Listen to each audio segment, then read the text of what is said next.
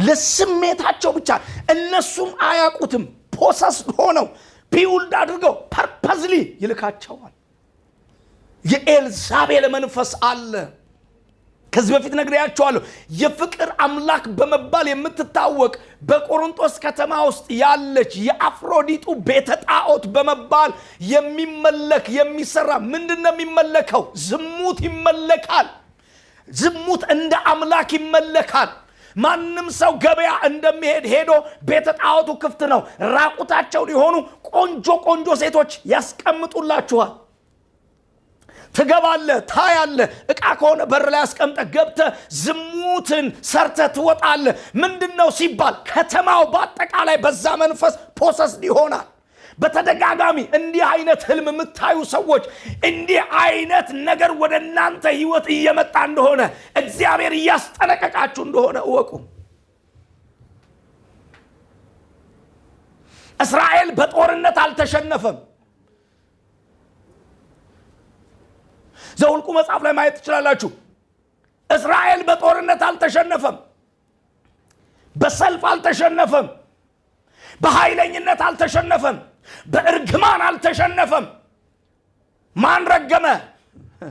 በለዓም ባላቅን እርገምልኛ ባላቅ በለዓምን እርገምልኛ አለው። ሊረግም ሲል እግዚአብሔር ከለከለ። በጦርነት አሉ አልቻሉም። እስራኤላውያን አሸነፉ። ከዛ በኋላ አንድ ምክር ልምከርህ አለው። የበለዓም ምክር አንዱ የዝሙት መንፈስ ምክር ነው። ዝሙትን የሚያበረታታ ምክር ነው። ቸርች ውስጥ አለ። በኢየሱስ ስም ነቅለዋለሁ። ለዘላለም የተነቀለ ይሁን። ከኢትዮጵያ ቤተ ክርስቲያን ላይ የተነቀለ ይሁን። ስሩ የተነቀለ ይሁን። ሕፃናትን የሚያሴስን ቲኔጆችን የሚያሴስን ቅድስና እንዳይኖራቸው የሚያደርግ የሚያበረታታ የአውሬው ምልክት ዛሬ የተነቀለ ይሁን። ከላይሽ ላይ የፈረሰ ይሁን። ከአየራችን ላይ የፈረሰ ይሁን።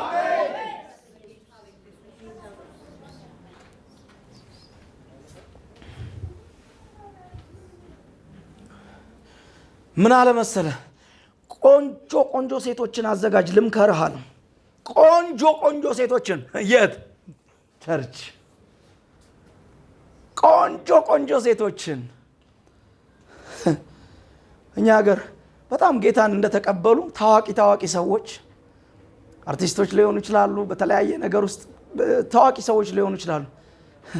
ታዋቂ ስለሆኑ ብቻ የኛ አገልጋዮች ሄደው እላያቸው ላይ ተንጠልጥለው እንደዚህ ጡታቸው ላይ ገብተው ፎቶ የተነሱ ይፖስቱልናል። የት ያሳደጋትን የት የተለወጠችውን ዛሬ ጌታን ተቀብላ በማግስቱ ታዋቂ ነች ብዬ ለዋ ላይ ተንጠልጥዬ 45 ሰርቼ ፎቶ ልነሳ? ለምን? ምንድን ያለው? ቆንጆ ቆንጆ ሴቶችን አዘጋጁና ልቀቁባቸው። የእስራኤልን ማሸነፊያ መንገድ ከሆነ የምትፈልጉት ይሄን ልንገራችሁ አላቸው። ምረጡ ቆንጆ ቆንጆ ሴት። በጦርነት ሞክረሃል፣ አልተቻለም።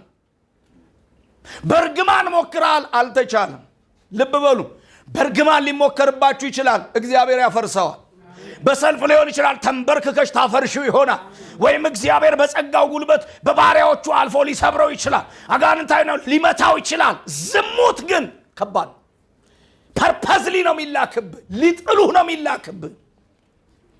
ከእግዚአብሔር ዓለም ሊያወጡ ነው የሚላኩብህ። እንደ መርፌ ወግተው ከእግዚአብሔር ዓለም ሊያስወጡ ከመንግስቱ ሐሳብ ሊያወጡ ነው የሚመጡት። እዚህ ጋር ስነግራችሁ ያገባ ያላገባ የሚል እንትን የለውም። መጽሐፉ ላይ አይታችሁ ከሆነ ዝሙት ስላገባህ አታቆምም፣ ስላላገባህ ደግሞ ዝሙትን መስራት ትችላለህ ማለት አይደለም፣ ትሰራለህ ማለት አይደለም። ሁሉንም ይችላል። እሱ መንፈስ ነው፣ ላኪ አለው። የሚላክብህ በዓላማ ነው። በምትወደው ነገር ይመጣብሃል፣ ባልጠበቅሽው መንገድ ይመጣብሻል። አላሰብኩም እኮ ይላሉ አንዳንድ ሰዎች። እንዴት እንደሆነ እኔ በቃ ልክ ነገሩ ከሆነ በኋላ ስነቃ ራሴሽን አጥፊ አለኝ ይላል። ልክ እኮ ናቸው፣ አንደርስታንድ አያረጉ። ትልልቅ እናቶች፣ ትልልቅ አባቶች አንዳንድ እስቲ በመንገድ ሂዱ። ትልልቅ አባቶች መኪና እየነዱ ትልልቅ አባቶች መኪና እየነዱ መኪና ያቆሙና እሙዬ ልሸኝሽ ይላሉ። ስታያቸው ሰውየው 60 እና 80 ናቸው። የት ነው የሚሸኝሽ? ራሱ ሸኝ የሚያስፈልገው ሰውዬ አይደለም። መኪና ይዟል። ድፍት ያርገው አይባል። ምክንያቱም በመስቀል ላይም ተሰቅሎ ንስሐ ገብቶ ወደ ጌታ መጥቷል ሰው። ተመልከት። አሁን ደግሞ ምን አይነት ሴቶች መጥተውልሃል መሰለ? በደንብ V8 ይዘው ወንዶች እየቆይ ስሙኝ በደንብ V8 ይዘው ኒሳን ፓትሮል ነው ምናምን ይዘው ቆንጆ ኮሮላ ይዘው ቆንጆ ዘመናዊ መኪና ይዘውልህ ቦሌ አካባቢ። ከዛስ ልሸኝህ ይሉሃል። ምኖች ናቸው? ሴቶች። መኪናው ስትገባ 3 ናቸው። በሩን ይዘጉልህና ቀጥታ ቤታቸው ወስደው ተጫውተውብህ ይለቁሃል። ይሄ የአደባባይ ሚስጥር እየተደረገ ያለውን ነው የምነግርህ። ጴንጤ ደግሞ ራሱን ስለሚጠብቅ መንፈስም ያው ይሄንን ውሰደው ይላል። መንፈሳዊ ዓለም ላይ ግልጽ ናችሁ፣ አትደበቁ። ለምን? የእግዚአብሔር መንፈስ ከእናንተ ጋር ትታያለህ አይደል? ይሄን ሰውዬ ይላል። ከዛ መውጫ መግቢያ ይጠበቅና ትወሰዳል። ተጠንቀቁ፣ ተጠንቀቅ። ልትጸልይበት ይገባል። ራስን ልታይበት ይገባል። አሉ እንደዚህ በደንብ ተጀምሯል። ተጫውተውበት የተለቀቀ ዩቲዩብ ላይ ተመልከቱ። በዚህ አይነት መንገድ የተጎዱ ብዙ ሰዎች አሉ። ተመልከቱ። ሴት ለሴት የሚጋቡ አሉ፣ ወንድ ለወንድ የሚጋቡ አሉ። ምን ያደርጋሉ መሰላችሁ? ወንዶቹ አካል ሴቶቹ ወንድ ይዘውላቸው እንዲያመጡላቸው ይመካከራሉ። ሴቶቹ አካሎች ደግሞ ለወንዶቹ ወንድ እንዲያመጡላቸው። ስለዚህ ሴት በተፈጥሮ ለወንድ ናት ይላል መጽሐፉ አይደል? ስለዚህ አሁን እነዚህ ሴቶች ምንድነው የሚያደርጉት? ለወንዶቹ ወንድ ያዘጋጁና ይጠልፉና መኪናዎች ከተው ወስደው አንደርግራውንድ ለወንዶቹ ወንዱን ይሰጡታል። ተጫውተውበት ይለቁታል። ይህንን በጸሎት ካልሆነ በጉልበት አትችለውም። በሲስተም ነው የሚመጣብህ መንፈሱ። ለዚህ ነው አንተ የምትተኛ ንቃ፣ ከሙታን ተነስ፣ ክርስቶስ ያበራልሃል ይላል። የክርስቶስ ብርሃን አንተ ጋር ካለ ወደ አንተ መቅረብ አይችሉም። ለምን? እነሱ ጋር ያለው ጨለማ ነው፣ አንቺ ጋር ያለው ብርሃን ነው። እስኪ እኔ የብርሃን ልጅ ብርሃን ነኝ በሉ። እኔ የብርሃን ልጅ ብርሃን ነኝ በሉ። እኔ የብርሃን ልጅ ብርሃን ነኝ በሉ። አስተውል። መጽሐፍ ቅዱስ ያላቸው ናቸው እነዚህ ሰዎች። ለዚህ መንፈስ ተሰጥተው ፐርፐዝሊ ተሰጥተው ከውጭ ሀገር ሰርተው ገንዘብ በሚሊዮን ደረጃ ገንዘብ ይዘው ቤት ገዝተው ኑሮ አመቻችተው ትዳር የለ ባል የለ መንፈሱ እንዲያገቡ አይፈቅድም። ብዙ አገልጋዮች በዚህ እየጠፉ ነው ያሉት። ብዙ ለትውልድ ይተርፋሉ የምንላቸው አባቶች ወንድሞቻችን በዚህ እየጠፉ ነው ያሉት። ይሄ የበለዓም ምክር ነው። በጸሎት የሰበርሽው፣ በጸሎት የሰበርከው፣ በኢየሱስ ስም ያልከው ልምዴ አይደለም እኔ የእግዚአብሔር መንፈስ ውስጥ አለ ብለህ የተቃወምከው፣ የመታኸው፣ ሸሽተ ያመለጥከው ነገር ግን በዘዴ በተፈጥሮሽ አንዲት ሴት ለአንድ ወንድ፣ አንድ ወንድ ለአንድ ሴት በሚለው መርህ ቀስ ብለው ይመጣሉ። ቋንቋቸው አዛጦንኛ ነው። በዙሪያቸው ምቾት የሚመስል ነገር አለ፣ የሚያባብል ነገር አለ። ለአገልግሎት የሚሆን ወይም ቤትን ትቀይራለህ። ቀስ እያሉ ይቀርቡሃል። መንፈሳዊ ዓለም ውስጥ ንቁ ከሆንክ አትበላም። እንዲሁ ዝም ብለህ ቸርች መጥተህ የምትመላለስ ከሆነ ንቁ መንፈስ ከሌለ ይገሉሃል፣ ያጠፉሃል። እስራኤላውያንን እንዲህ ነው ያደረጓቸው። በምንም አታሸንፏቸውም አለ። በጦር ኃያል ናቸው፣ እግዚአብሔር ከነሱ ጋር አለ። እስራኤላውያን እንዲህ ናቸው። ከዛስ በርግማን አምላካቸው እግዚአብሔር መጥቶ እርግማንን ወደ በረከት ቀይሮላቸዋል። ስለዚህ በምን ቆንጆ ሴቶች አዘጋጁና ላኩባቸው። ያኔስ እነሱ ሴቶቹን አይተው ማለፍ አይችሉም። አምላካቸው እግዚአብሔር ይጣላቸዋል። እግዚአብሔር እጁን ከነሱ ላይ ያነሳላል። ምክር ሰራ። ዛሬ ቸርች ውስጥ ከጋብቻ በፊት እንሞካከር የሚሉ ብዙ ናቸው። ከወደድኩሽ ከወደድከኝ ምን ችግር አለው የሚሉ ብዙ ናቸው። የኃጢአተኝነት ጸጸት እንኳን የማይሰማቸው ብዙ ናቸው። በጣም በጣም የሚገርም ቸርች ውስጥ አሉ። ምንም በቃ ይሄን አድርገው እንኳን ምንም ይሄ በቃ የመመለስ ይሄ እኮ ደክም ያለው እንደዚህ ሆኛለሁ መመለስ ካለ እኮ እግዚአብሔር እኮ እጁ ሰፊ ነው፣ መሐሪ ነው። ይሄ የማይሰማቸው ጉዳያቸው ያልሆነ ኖርማል ቸርች 4 በ4 አዳራሽ ብቻ አድርገው የሚያስቡ በጥሩ አስራትና በጥሩ ስጦታ እግዚአብሔርን እጅ ጠምዝዘው መልካም አድርጓል ተብሎ ጉባኤ ህዝብ አጨብጭቦላቸው ጤነኛ የመሰሉ የሚጠጡ ቸርች ውስጥ ቁጭ ያሉ፣ የሚሰክሩ ቸርች ውስጥ ቁጭ ያሉ። ምን ችግር አለው? ፓስተር ቲቶንም አውቀዋለሁ፣ የዋህ ሰው ነው። ምን ችግር አለው? እሱ ጥሩ ሰው ነው። እንደዚህ እኮ እንትን አያረግም አያካብድም የሚሉ እኔ ባላካብድ ኃጢአትን የሚጸየፈው አምላክ ህይወት ላይ ያከብደዋል። እኔ ምንም ላልል እችላለሁ። መንገድህ ግን የተበላሸ ነው። መንገድሽ የተበላሸ ነው የሚሆነው። እግዚአብሔር ዝም ሲል ዝም አላለም። እግዚአብሔር ዝም ሲል ዝም አላለም። አይኖቹ በምድር ሁሉ ያያሉ። እንዳትሸወዱ ውድ ወንድሞቼና እህቶቼ፣ ዘመኑ እያለቀ ነው። ዝሙት መንፈስ ነው። ስለዚህ መንፈሱን አጋባባቸው። ወንዶች ቆንጆ ወንዶች ሴቶች አመጡና ሰጧቸው። ያገባን አለ ወንደላጤው ጠቅላላ በጦርነት በሰልፍ ኃያል የነበረ ብርቱ የነበረው ሁሉ በሴት ተረፈረፈ። እግዚአብሔር ወደ 20,000 ሰው በመልአኩ ጨረሰ። ተቆጣ። ብዙ ኃጢአቶች ከውጭ ይሰራሉ። ዝሙት ግን በገዛ ስጋ ላይ ነው የሚሰራው። ለዚህ ነው የእግዚአብሔር ቤተ መቅደስ እንደሆናችሁ አታውቁምን አለና እግዚአብሔር አለ ቤተ መቅደሱን የሚያፈርሰውን ያፈርሰዋል አለ። እንዴት እጅግ ከባድ ቃል መሰላችሁ! ፈርሰው የሚያገለግሉ አገልጋዮች ሞልተዋል። ፈርሰው የሚሄዱ ቅዱሳኖች ሞልተዋል።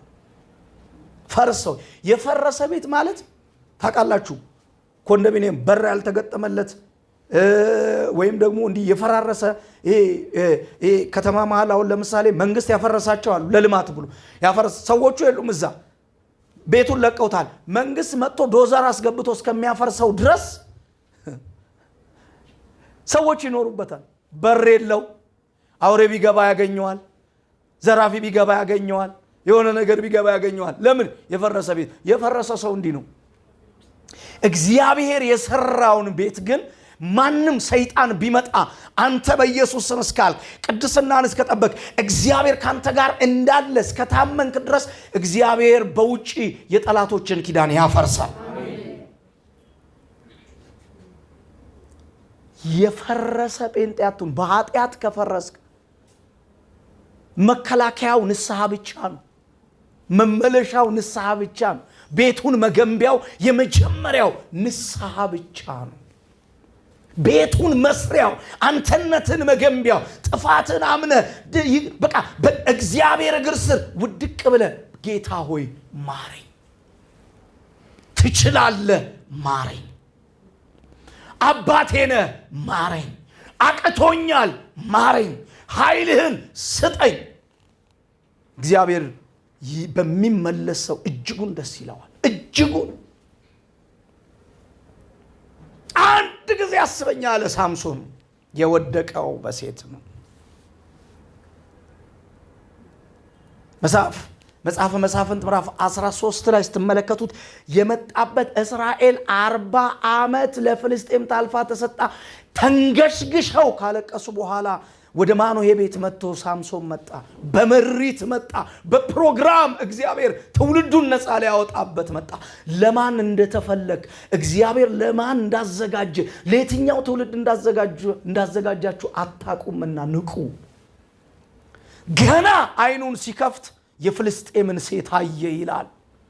ልጄ ከእስራኤል ቤት አተህ ነው ወይ ወደዛ የምትሄደው? ሮንግ ወይ ነው፣ የተሳሳተ መንገድ ውስጥ ነው የምትሄደው ብሎ ሲለው አልሰማም አለ። በሴት የጀመረው በሴት አለቀ ጉዳዩ። ይዋል ይደር እንጂ እንዲህ አይነት ነገር ካለባችሁ ተንበርከኩና አብ ያልተከለው ይነቀላል፣ እሾሁን ንቀሉት።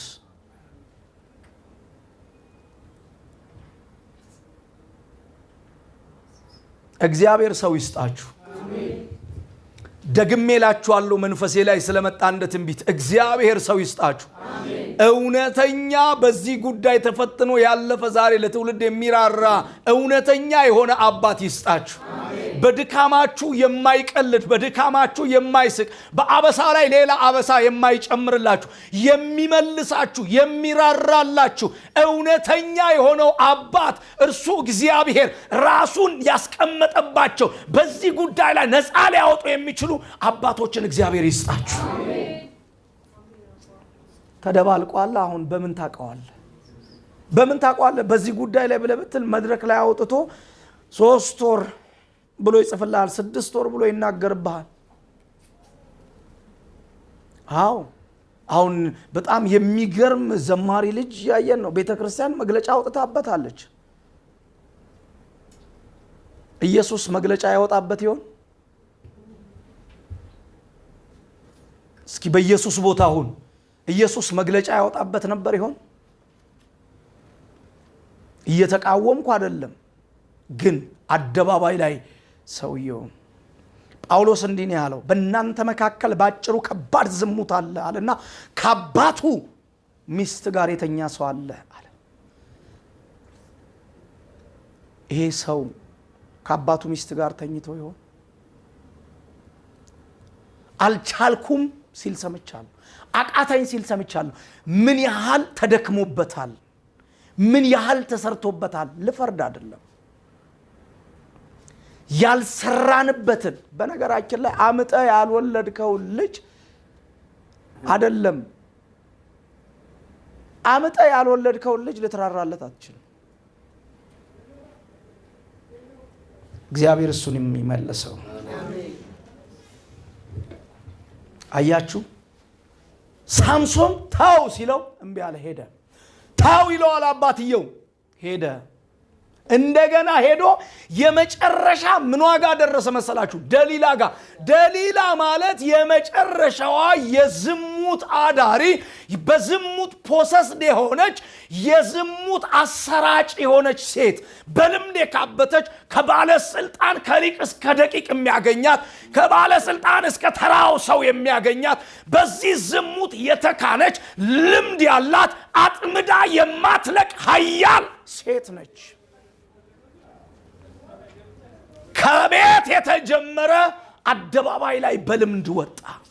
ይቺ ሴት ተመልከት፣ የፍልስጤም ባለስልጣኖች መጥተው ይሄ ሰው አንቺ ጋር ይመጣል፣ አሁን አንቺ ጋራ በሌላ ነገር ትላንትና በዚህ መተናል፣ አሁን በዚህ በዝሙት አይደለም እኛ የምንፈልግሻል፣ ይሄ ሰው ህልውናችን ሊያጠፋ፣ አንቺም ብትሆኚ እኛ አንቺ ጋር መተን ጥሩ ገንዘብ እንሰጥሽና አንቺም ቢሆን ቢዝነስ የምታገኘው ይሄ ሰው ምን ሲል ነው? ሲያዝና ነገሩ ሲመታ ነው። ያለበለዚያ እንደ ሀገር የመኖራችን ሚስጥር ከባድ ነው ብለው አስፈራሯል። ሴትየዋ ከዛስ በኋላ ሳምሶን ላይ እንደ ሚስት ሆነች፣ በቃ ፍቅረኛ ሆነች፣ በቃ የራሱ ሆነች። አትወደኝም እያለች እያባበለች ፍቅሯን እየገለጸች የሚፈልገውን ነገር እየሰጠችው በህይወቱ ላይ እግዚአብሔር ለትውልድ ማረፊያ እያደረገ ያመጣውን ሰው ኃይልህ ምኑ ጋ ነው አለችው። ሲሸውዳት፣ ሲቀልድባት፣ እሷ ስታኮርፍ፣ በጣም በጥበብ ስትይዘው መጨረሻ ላይ ኃይሉ የቱ ጋ እንደሆነ ብዙዎቻችን ለገንዘብ ብለን እንዳንበላ፣ ለጥቅም ብለን እንዳንበላ መልክ አይተን ሄደን እንዳንበላ የመጣው ማን ነው አጠገብ? አያችሁ ሳምሶን እንዲህ ነው የተበላው። ኃይል የቱ ጋር ነው? አንተ መቼም አትወደኝም ስትለው አይ በቃ ነግርሻለሁ ብሎ ሲነግራት ኢሚዲየትሊ ለሀገር ለትውልድ የሚጠቅመው ቅባት የዛን ቀን አብሮ ሄደ። ቀኝ እጃችንን አንሳ። እግዚአብሔር ሆይ አንተ ጻድቅ ነህ፣ አንተ አምላክ ነህ። እስከ ዛሬ ድረስ በህይወቴ ላይ ሳላውቀው ሳላስተውልም ደግሞም በድፍረት በዚህ በደል ራሴ ላይ በድዬ ከሆነ አንተንም አሳዝኜ ቢሆን ዛሬ በፊት እውነተኛ ንስሐን እገባለሁ። ይቅር በለኝ፣ በደም እጠበኝ፣ ቀድሰኝ፣ ምህረት አድርግልኝ፣ መንገድህን አሳየኝ፣ አይኖቼን ለእውነት ክፈታቸው፣ ዳግመኛ በዚህ ህይወት እንዳልያዝ የቃልህን ደጅ ክፈትልኝ፣ ቅዱሱን መንፈስህን በህይወቴ ላይ አፍስብኝ። እስከ ዛሬ ድረስ ንስሐ ሳልገባ በእኔ ህይወት ላይ እንደ እርም እንደ መርገም የተቀመጠ የትዳር በር የዘጋ የበረከት በር የዘጋ መንፈሳዊ ዓለሜ እንዳይገለጥ የዘጋ አሁን በኢየሱስ ደም የታጠበ ይሆን፣ የተነሳ ይሆን። መንገዴን ክፈትልኝ፣ ምህረት አድርግልኝ፣ በደሌን ሁሉ ይቅር በል። ይህንን ስላደረግ አመሰግንሃለሁ በኢየሱስ ስም አሜን። ክብር ለእግዚአብሔር ስጡ። እግዚአብሔር አምላክ ይባርካል። በትዳር ዓለም ውስጥ ልትገቡ የምትፈልጉ በእንደዚህ አይነት ንክኪ ውስጥ ያለፋችሁ ሰዎች ካላችሁ እውነተኛ ንስሐ ግቡ። እርም ነው፣ ይቀመጣል። በብሉይ ኪዳን እግዚአብሔር ኃጢአታችን እንደተከደነ ይናገራል። ኃጢአቱ የተከደነለት ሰው እርሱ ብፁዕ ነው ይላል በብሉይ ኪዳን። በአዲስ ኪዳን ደግሞ ኃጢአታችንን ከመንገድ ላይ ጠርቆ አስወገደው ይላል። የአዲስ ኪዳን ህይወት በክርስቶስ ኢየሱስ ተነስቷል። በብሉይ ኪዳን ግን ተከድኖ የተቀመጠ ነው። ተከድኖ የተቀመጠ ደም ወይም የቆየ ደም ስትከፍቱት ወይም ፍሪጃችሁ ላይ ምግብ ተቀምጦ ሲቆይ ፍሪጁን ስትከፍቱት ሽታው በጣም አደገኛ። ኃጢአት በእግዚአብሔር ፊት እንዲህ ይከረፋል። አንዳንድ ጊዜ ሰዎች ይሰሩና እግዚአብሔር ካልተገለጠ መገለጥ ካልተናገረ ቸርች ይቀይራሉ፣ ይሄዳሉ ሌላ ቦታም። ከዛ በኋላ በዛ ህይወት ያቆሙና ይቆያሉ። ከዛ እጮኛ ሲይዙ ከእጃቸው ላይ ይመታል፣ ሲያገቡ ይመታል። ልክ እጮኛ ሲይዝ በማያውቁት ነገር ቋንቋቸው ይደበላለቃል። እርም አለ። ጋብቻ ቅዱስ ነው፣ የእግዚአብሔር ፕሮግራም። ነገር ግን በእግዚአብሔር ፕሮግራም ቸርች ቀይረ ተዘጋጅተ ጮኛ ይዘ ምናምን ስትሄድ ይመታብሃል። እኔ ብዙ ጊዜ ሳጋባ እንዲህ ነው ማለት ቁጭ አድርጌ ቢሮ አወራቸዋል። ምንም ችግር የለም፣ አቅልዬ ነግራቸዋለሁ። እውነትን እርም ነው። እናንተ በጮኝነት ተገናኝታችሁ ሴክስ ማድረግ በራሱ ችግር የለውም። ችግሩ ምን መሰላችሁ ላችኋለሁ፣ ሕገ እግዚአብሔርን የተላለፈ ሲሆን በሰውና በእግዚአብሔር ፊት ያልታወጀ ነገር ሲሆን ንስሐ ካልተገባበት አደገኛ ነው። ብዙ ሰዎች ትዳራቸው የሚፈርሰው በዚህ መልኩ ነው። ምን ያደርጋሉ መሰላችሁ? በላይፋቸው እንደፈለጉ ይኖራሉ። እንደፈለጉ ከኖሩ በኋላ ቸርች ያመለክታሉ። ቸርች ንጹህ ናችሁ? አዎ። ከዚህ በፊት አግብተህ አታውቅም? አላገባውም። አግብተሽ አታውቂም? አላገባውም። እቺን ብቻ ነው የሚያዩት። ልጆቹ እኮ ከዓመት በላይ አንድ ቤት አልኖሩም እንጂ አንዳቸው አንድ ቤት አንዳቸው አንድ ቤት እንደፈለጉ እየኖሩ ነው። ከዛ ስጮኛ አይነታ አስወርዳም ሊሆን ይችላል። ያው እሱ ስለማያስወርድ ገብቷል። ምን ነው ከዛ በኋላ ቸርች ላይ መጡና ይጋባሉ። ቅዱስ ጋብቻ ተብሎ ይታወጃል። ይጠቅማቸዋል ወጣቶች፣ እቺ ነገር ተጠቅማቸዋለች። ከዛ በኋላ ሲታወጅ በማግስቱ ኦር በወር ከምናምኑ መጣላት ይጀምራል፣ መጋጨት ይጀምራል። ለምን? በእግዚአብሔር ፊት ቅዱስ ነኝ ብሎ እርም አስቀምጦ ብዙ ነገር አበላሽቶ እኔ ንጹህ ነኝ ብሎ በእግዚአብሔር ፊት ሲጋባ ሰው አያይም፣ ቄሱ አያይም፣ ወይም ፓስተሩ አያይም፣ ነብዩ አያይም። እግዚአብሔር ግን ያያል። ያንን ማንጻት ያስፈልጋል።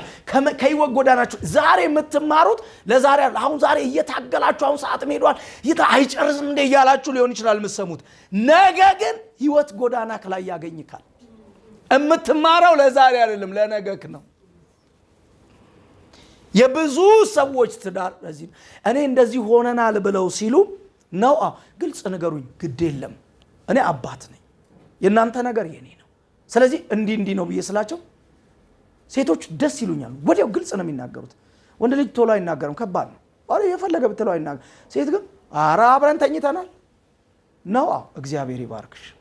ከዛስ ምን ማድረግ እንዳለብኝ ስርዓት አወጣለሁ። የቡራኬ ጋብቻ የሚባል አለ፣ ቅዱስ ጋብቻ የሚባል አለ። ከዛስ እነዚህን ሰዎች መጀመሪያ ከጨቀዩበት ከእግዚአብሔር ጋር ከተጣሉበት መንገድ ነፃ አወጣቸዋለሁ። ይጸልያሉ። ከዛስ በእንዲህ አይነት መንገድ ዳግመኛ ነገ ትዳራቸው፣ ምክንያቱም ሰርጉ ሳይሆን ብዙ ጴንጤ የሚያሳስበው ሰርጉ ነው። ሰርጉ ሳይሆን ኑሮው ነው ሊያሳስበን የሚገባው። ሰርጉማ አንድ ቀን ሆይ ተባለ አለቀልህ፣ እቤት ትገባለህ፣ ሰኞ ዕለት ትጀምራለህ፣ ሰኞ ዕለት ቦክስ ትጀምራለህ። የሙሽራ ልብሳቸውን ሳያልቁ አልጋ ላይ የሚደባደቡ ሰዎች አሉ። ምንድነው ሲባል እርም ነው ያለው። ብልጥ ከሆናችሁ ልንገራችሁ፣ ከተቻላችሁ አትነካኩ፣ በጽድቅ በእውነት ሂዱ፣ በእግዚአብሔር ፊት በደላችሁን አንጹ፣ ንጹህ። ከዛስ በኋላ በእግዚአብሔር ፊት ስትቆሙ ቅዱስ ነው። እግዚአብሔር ሁሌ ሚስትን ያገኘ በረከትን አገኘ ስለሚል፣ ከእግዚአብሔር ዘንድ ሞገስን ይቀበላል ስለሚል። ከዛስ በኋላ ከወደቃችሁ ግድ የለም፣ በቅንነት ሰውየው የፈለገውን ይበል። ለፓስተር ቀስ ብለህ ንገረው። ከዛስ በምን መልኩ መጥቶ ይባርክህ ባለበት። እዚህ ቸርች ላይ እንዲተፈጥሮ አድርጌያለሁ፣ ሌላ ቦታ በትክክል ነገራቸው ሁሉ መልካም ነው። እዚህ ቤት እስካሁን ድረስ ምስጋናም በነበርኩ ጊዜ እዚህም በነበርኩ ጊዜ እግዚአብሔር ይመስገን ምንም አይነት እኔ በዳርኳቸው ሰዎች ዙሪያ ላይ ምንም አይነት ወልደው ከብደው ፍሬያማ ሆነው ተባርከው እግዚአብሔር ይባረክ። ምስክር ነኝ። እዚህ ያላችሁ ምስክር ናችሁ። ስለዚህ ይሄንን የምነግራችሁ ላላገባችሁ ነው። እግዚአብሔር ይባርካችሁ። ጌታ ኢየሱስ ይባርካችሁ።